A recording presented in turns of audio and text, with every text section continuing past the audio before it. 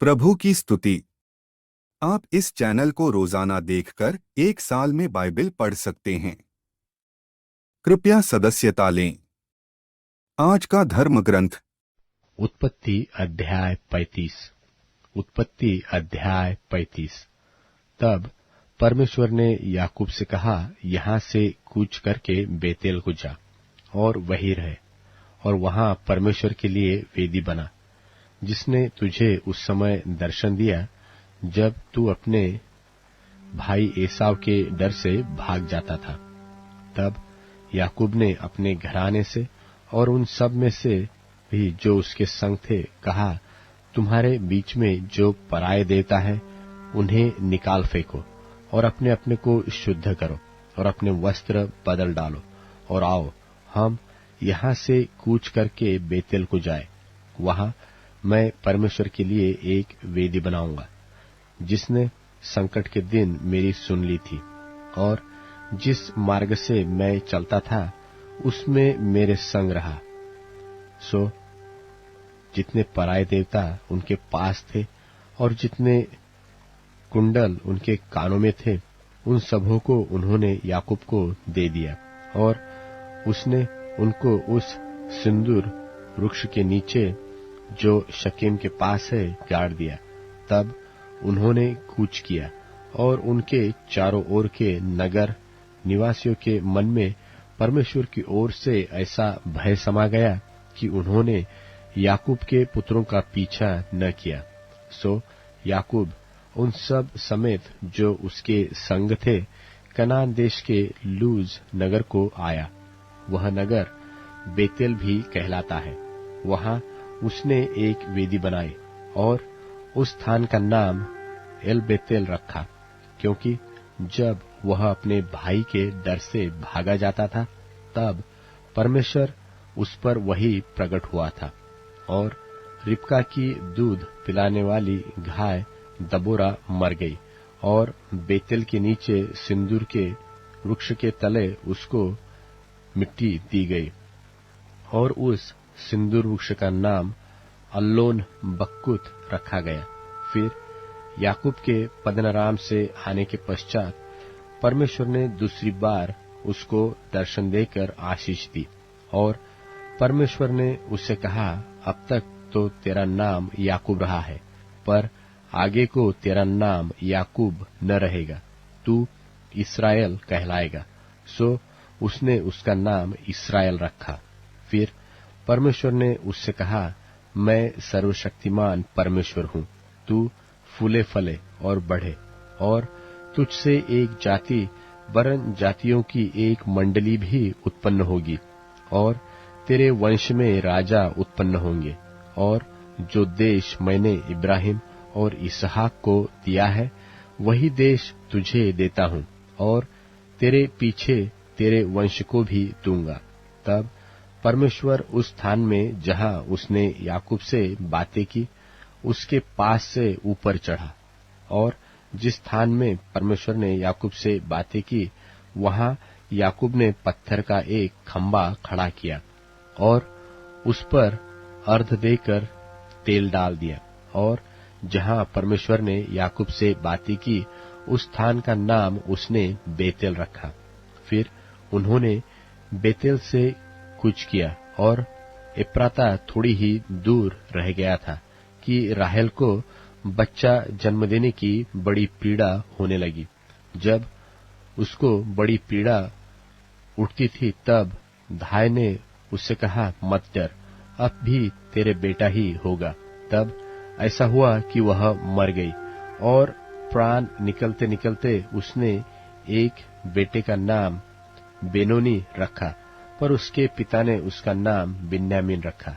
यो राहेल मर गई, और एप्राता अर्थात बेथलहेम के मार्ग में उसको मिट्टी दी गई, और याकूब ने उसकी कब्र पर एक खंबा खड़ा किया। राहेल की कब्र का वही खंबा आज तक बना है। फिर इस्राएल ने कूच किया और एदेर नाम गुम्मट के आगे बढ़कर अपना तंबू खड़ा किया।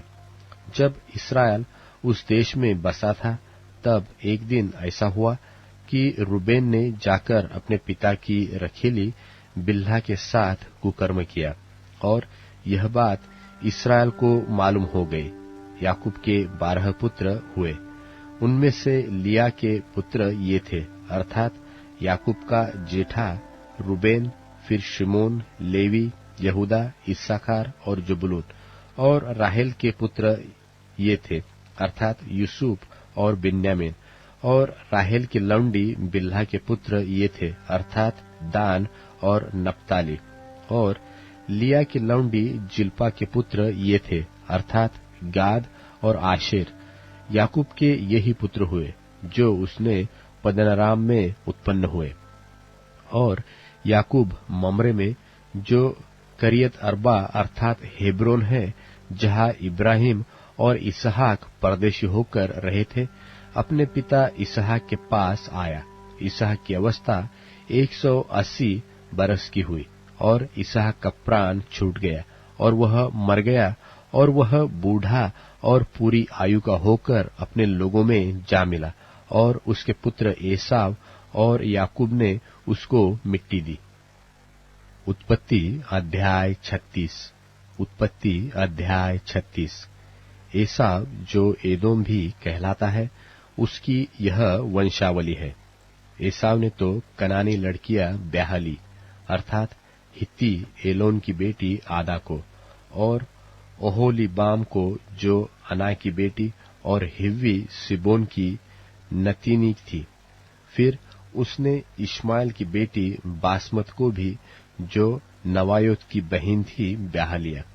आदा ने तो एसाव के जन्माए एलीपज को, और बासमत ने रूएल को उत्पन्न किया। और ओहोलीबाम ने यूश और यालाम और कोरह को उत्पन्न किया। एसाव के यही पुत्र कनान देश में उत्पन्न हुए। और एसाव अपनी पत्नियों और बेटे बेटियों और घर के सब प्राणियों और सब भेड़ बकरी और गाय बैल आदि सब पशुओं, निदान अपनी सारी संपत्ति को, जो उसने कनान देश में संचय की थी, लेकर अपने भाई याकूब के पास से दूसरे देश को चला गया, क्योंकि उनकी संपत्ति इतनी हो गई थी कि वे इकट्ठे न रह सके। और पशुओं की बहुतायत के मारे उस देश में जहाँ वे परदेशी होकर रहते थे, उनकी समाई न रही। एसाव, जो एदोम भी कहलाता है, सो सेईर नाम पहाड़ी देश में रहने लगा। सेईर नाम पहाड़ी देश में रहने वाले एदोमियों के मूल पुरुष एसाव की वंशावली यह है। एसाव के पुत्रों के नाम ये है, अर्थात एसाव की पत्नी आदा का पुत्र एलीपज, और उसी एसाव की पत्नी बासमत का पुत्र रूएल। और एलीपज के ये पुत्र हुए, अर्थात तेमान, ओमार, सपो, गाताम और कनज। और एसाव के पुत्र एलीपज के तिम्ना नाम एक सुरैतीन थी, जिसने एलीपज के जन्माए अमालेक को जन्म दिया। एसाव की पत्नी आदा के वंश में यही हुए। और रूएल के ये पुत्र हुए, अर्थात नहत, जेरह, शम्मा और मिज्जा। एसाव की पत्नी बासमत के वंश में यही हुए। और ओहोलीबाम, जो एसाव की पत्नी और सिबोन की नतीनी और अना की बेटी थी, उसके ये पुत्र हुए, अर्थात उसके एसाव के जन्माए यूश, यालाम और कोरह को जन्म दिया। एसाव वंशियों के अधिपति ये हुए, अर्थात एसाव के जेठे एलीपज के वंश में से तो तेमान अधिपति, ओमार अधिपति, सपो अधिपति, कनाज अधिपति, कोरह अधिपति, गाताम अधिपति, अमालेक अधिपति। एलीपज वंशियों में से एदोम देश में ये ही अधिपति हुए, और ये ही आदा के वंश में हुए। और एसाव के पुत्र रूएल के वंश में ये हुए, अर्थात नहत अधिपति, जेरह अधिपति, शम्मा अधिपति, मिज्जा अधिपति। रूएल वंशियों में से एदोम देश में ये ही अधिपति हुए, और ये ही एसाव की पत्नी बासमत के वंश में हुए। और एसाव की पत्नी ओहोलीबीमा के वंश में ये हुए, अर्थात यूश अधिपति, यालाम अधिपति, कोरह अधिपति।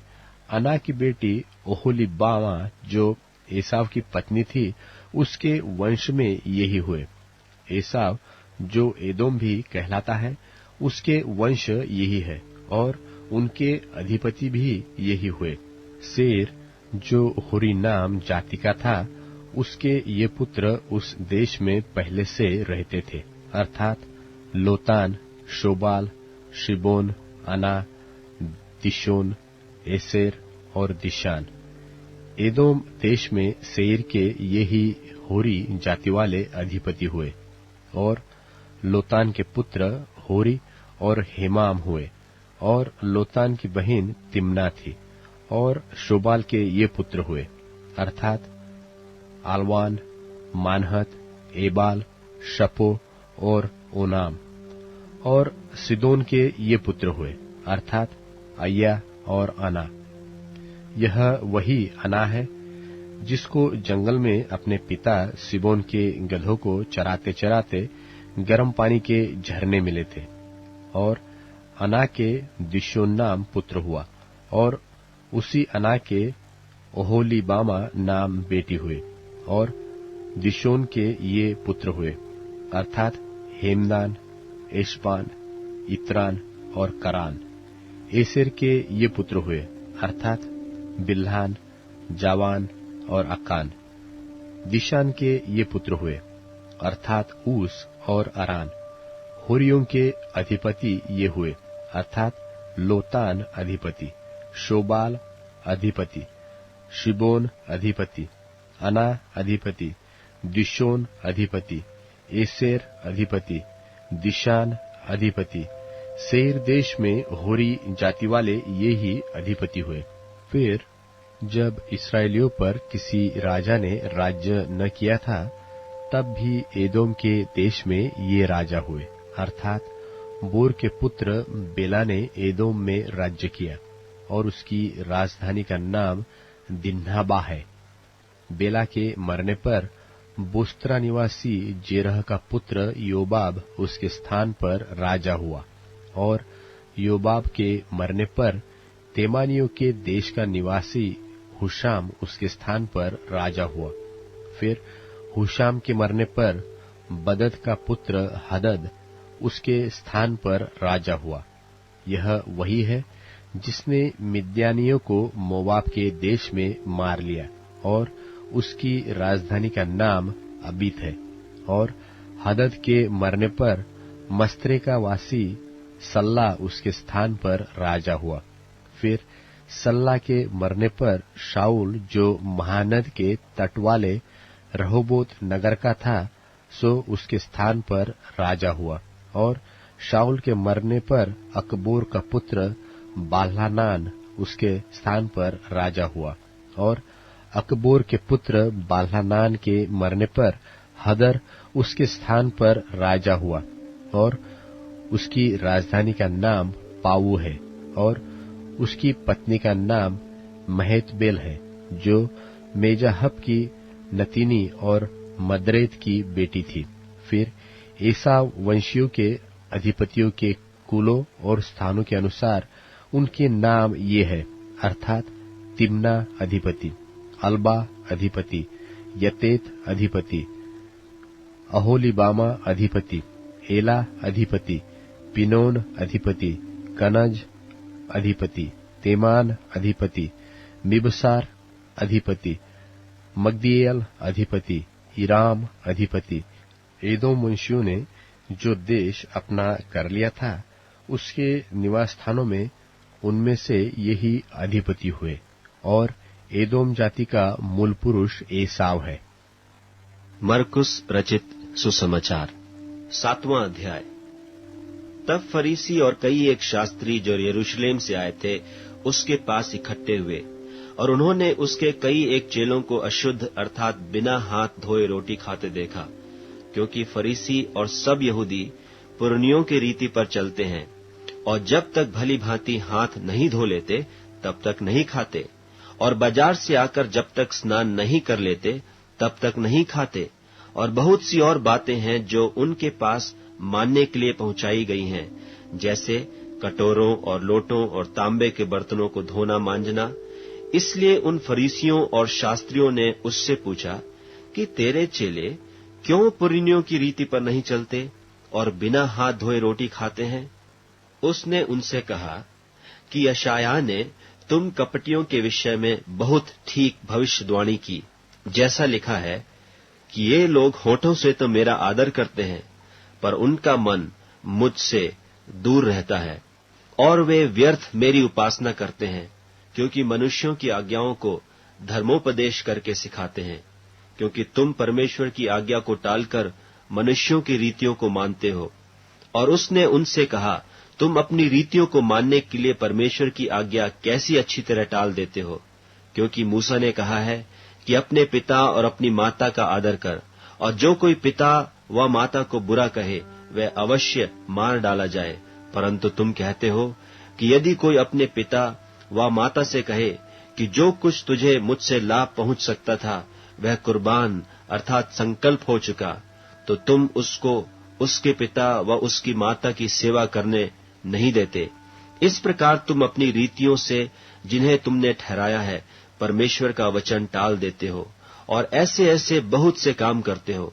और उसने लोगों को अपने पास बुलाकर उनसे कहा, तुम सब मेरी सुनो और समझो। ऐसी तो कोई वस्तु नहीं जो मनुष्य में बाहर से समाकर अशुद्ध करे, परंतु जो वस्तुएं मनुष्य के भीतर से निकलती हैं वे ही उसे अशुद्ध करती हैं। यदि किसी के सुनने के कान हो तो सुन ले। जब वह भीड़ के पास से घर में गया तो उसके चेलों ने इस दृष्टांत के विषय में उससे पूछा। उसने उनसे कहा, क्या तुम भी ऐसा ना समझो?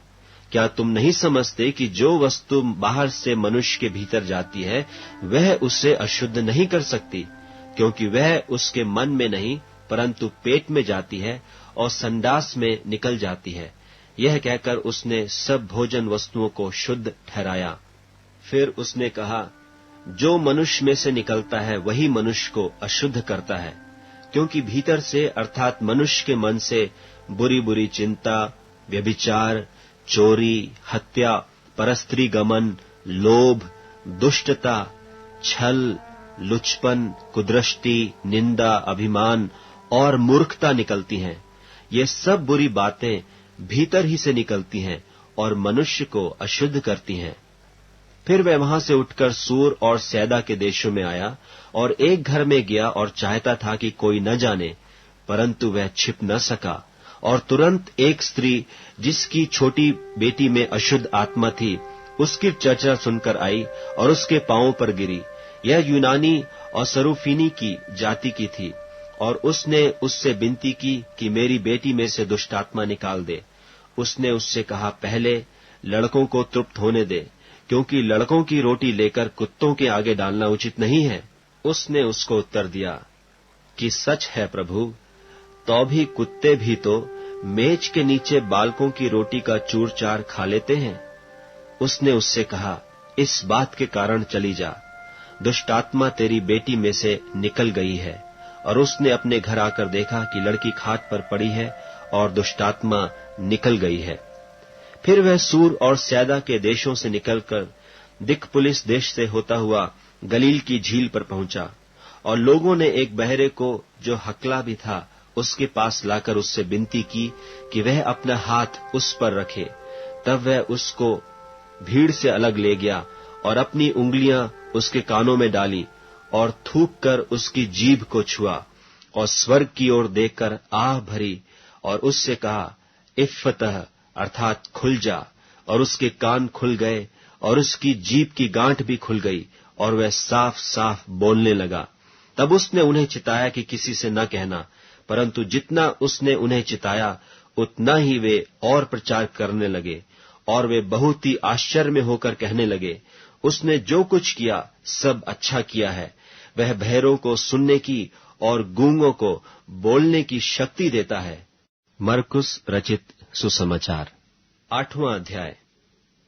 उन दिनों में जब फिर बड़ी भीड़ इकट्ठी हुई और उनके पास कुछ खाने को न था, तो उसने अपने चेलों को पास बुलाकर उनसे कहा, मुझे इस भीड़ पर तरस आता है, क्योंकि यह 3 दिन से बराबर मेरे साथ हैं और उनके पास कुछ भी खाने को नहीं। यदि मैं उन्हें भूखा घर भेज दूं तो मार्ग में थक कर रह जाएंगे, क्योंकि इनमें से कोई कोई दूर से आए हैं। उसके चेलों ने उसको उत्तर दिया कि यहाँ जंगल में इतनी रोटी कोई कहाँ से लाए कि ये तृप्त हो। उसने उनसे पूछा, तुम्हारे पास रोटियां कितनी हैं? उन्होंने कहा, 7।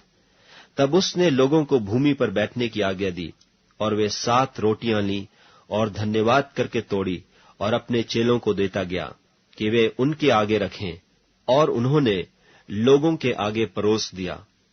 उनके पास थोड़ी सी छोटी मछलियां भी थीं, और उसने धन्यवाद करके उन्हें भी लोगों के आगे रखने की आज्ञा दी। सो वे खाकर तृप्त हो गए और शेष टुकड़ों के 7 टोकरे भरकर उठाए, और लोग 4000 के लगभग थे। और उसने उनको विदा किया, और वह तुरंत अपने चेलों के साथ नाव पर चढ़कर दलमनूता देश को चला गया। फिर फरीसी निकलकर उससे वाद विवाद करने लगे और उसे जांचने के लिए उससे कोई स्वर्गीय चिन्ह मांगा। उसने अपनी आत्मा में आह मार कर कहा, इस समय के लोग क्यों चिन्ह ढूंढते हैं? मैं तुमसे सच कहता हूं कि इस समय के लोगों को कोई चिन्ह नहीं दिया जाएगा। और वह उन्हें छोड़कर फिर नाव पर चढ़ गया और पार चला गया। और वे रोटी लेना भूल गए थे, और नाव में उनके पास एक ही रोटी थी। और उसने उन्हें चिताया कि देखो, फरीसियों के खमीर और हेरोदेस के खमीर से चौकस रहो। वे आपस में विचार करके कहने लगे कि हमारे पास तो रोटी नहीं है। यह जानकर यीशु ने उनसे कहा, तुम क्यों आपस में यह विचार कर रहे हो कि हमारे पास रोटी नहीं? क्या अब तक नहीं जानते और नहीं समझते? क्या तुम्हारा मन कठोर हो गया है? क्या आंखें रखते हुए भी नहीं देखते और कान रखते हुए भी नहीं सुनते? और तुम्हें स्मरण नहीं कि जब मैंने 5000 के लिए 5 रोटी तोड़ी थी, तो तुमने टुकड़ों की कितनी टोकरियां भरकर उठाई? उन्होंने उससे कहा, 12 टोकरियां। और जब 4000 के लिए 7 रोटी थी, तो तुमने टुकड़ों के कितने टोकरे भरकर उठाए थे? उन्होंने उससे कहा, 7 टोकरे। उसने उनसे कहा, क्या तुम अब तक नहीं समझते? और वे बेतसैदा में आए, और लोग एक अंधे को उसके पास ले आए और उससे विनती की कि उसको छुए। वह उस अंधे का हाथ पकड़कर उसे गांव के बाहर ले गया और उसकी आंखों में थूक कर उस पर हाथ रखे और उससे पूछा, क्या तू कुछ देखता है? उसने आंख उठाकर कहा, मैं मनुष्यों को देखता हूं, क्योंकि वे मुझे चलते हुए दिखाई देते हैं जैसे पेड़। तब उसने फिर दोबारा उसकी आंखों पर हाथ रखे और उसने ध्यान से देखा और चंगा हो गया और सब कुछ साफ साफ देखने लगा। और उसने उससे यह कहकर घर भेजा कि इस गांव के भीतर पांव भी न रखना। यीशु और उसके चेले कैसरिया फिलिप्पी के गांव में चले गए, और मार्ग में उसने अपने चेलों से पूछा कि लोग मुझे क्या कहते हैं? उन्होंने उत्तर दिया कि यूहन्ना बपतिस्मा देने वाला, पर कोई कोई एलिया और कोई कोई भविष्यद्वक्ताओं में से एक भी कहते हैं। उसने उनसे पूछा, परंतु तुम मुझे क्या कहते हो? पतरस ने उसको उत्तर दिया, तू मसीह है। तब उसने उन्हें चिताकर कहा कि मेरे विषय में यह किसी से न कहना। और वह उन्हें सिखाने लगा कि मनुष्य के पुत्र के लिए अवश्य है कि वह बहुत दुख उठाए और पुरनिये और महायाजक और शास्त्री उसे तुच्छ समझकर मार डालें और वह 3 दिन के बाद जी उठे। उसने यह बात उनसे साफ साफ कह दी। इस पर पतरस उसे अलग ले जाकर झिड़कने लगा, परंतु उसने फिरकर और अपने चेलों की ओर देखकर पतरस को झिड़क कर कहा कि हे शैतान, मेरे सामने से दूर हो, क्योंकि तू परमेश्वर की बातों पर नहीं परंतु मनुष्यों की बातों पर मन लगाता है। उसने भीड़ को अपने चेलों समेत पास बुलाकर उनसे कहा, जो कोई मेरे पीछे आना चाहे वह अपने आपे से इनकार करे और अपना क्रूस उठाकर मेरे पीछे हो ले।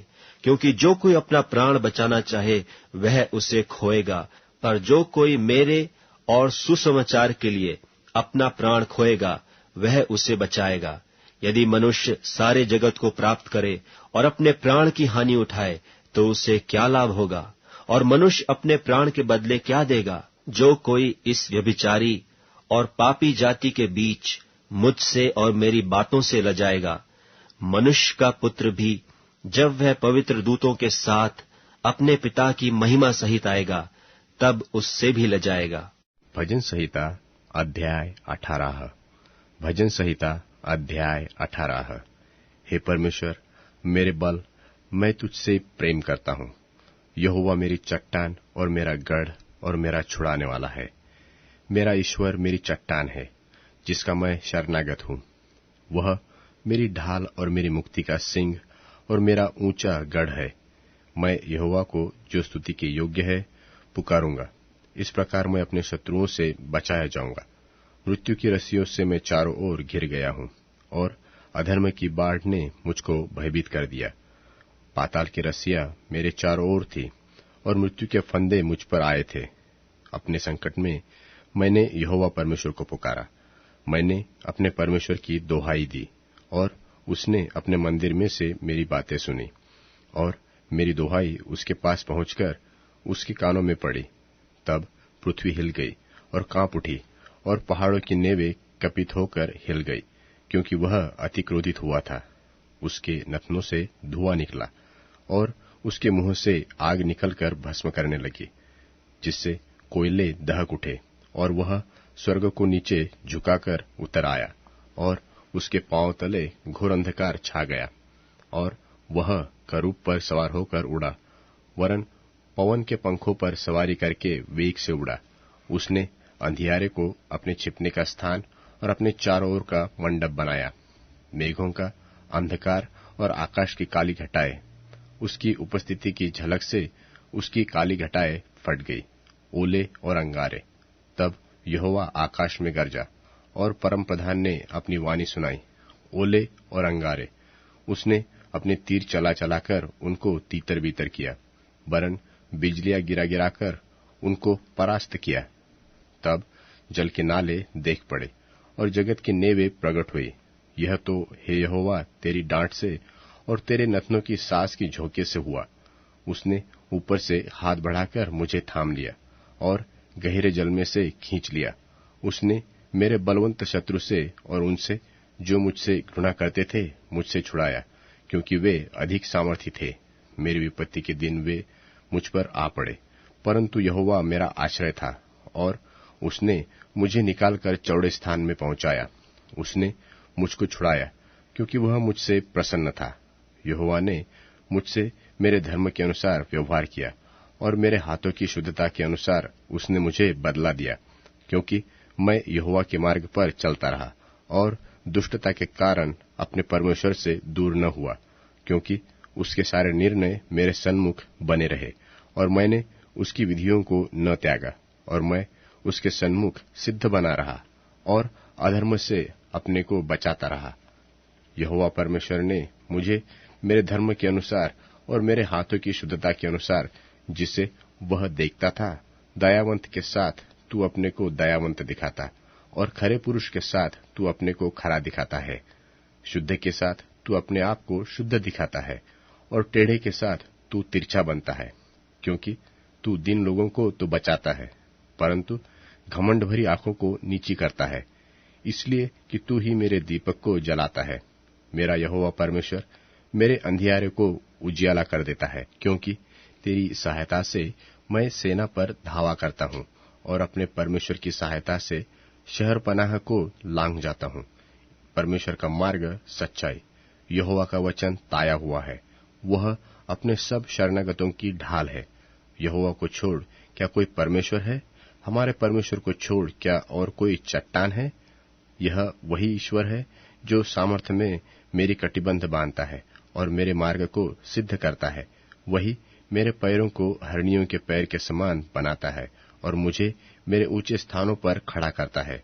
वह मेरे हाथों को युद्ध करना सिखाता है, इसलिए मेरी बाहों से पीतल का धनुष झुक जाता है। तूने मुझको अपनी बचाव की ढाल दी है, मुझे तू अपने दाहिने हाथ से मुझे संभाले हुए है।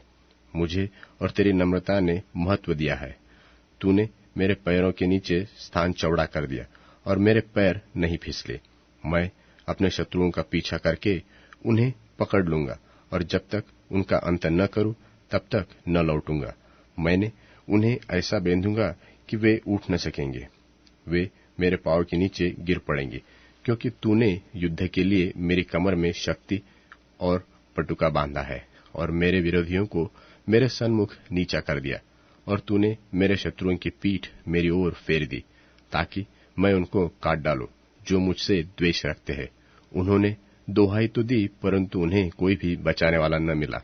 उन्होंने यहोवा की भी दोहाई दी, परंतु उसने भी उनको उत्तर न दिया।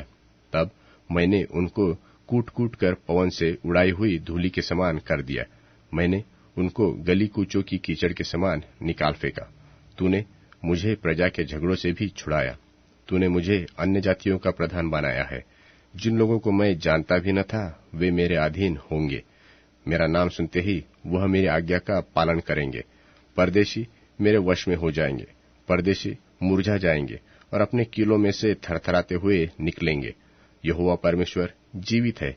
मेरी चट्टान धन्य है और मेरे मुक्तिदाता परमेश्वर की बड़ाई हो। धन्य है मेरा पलटा लेने वाला परमेश्वर, जिनके देश देश के लोगों को मेरे वश में कर दिया है और मुझे मेरे शत्रुओं से छुड़ाया है। तू मुझको मेरे विरोधियों से ऊंचा करता है और उपद्रवी मनुष्य से बचाता है। इस कारण मैं जाति जाति के सामने तेरा धन्यवाद करूंगा और तेरे नाम का भजन गाऊंगा। वह अपने ठहराए हुए राजा का बड़ा उद्धार करता है। वह अपने अभिषिक्त दाऊद पर और उसके वंश पर युगानुयुग करुणा करता रहेगा।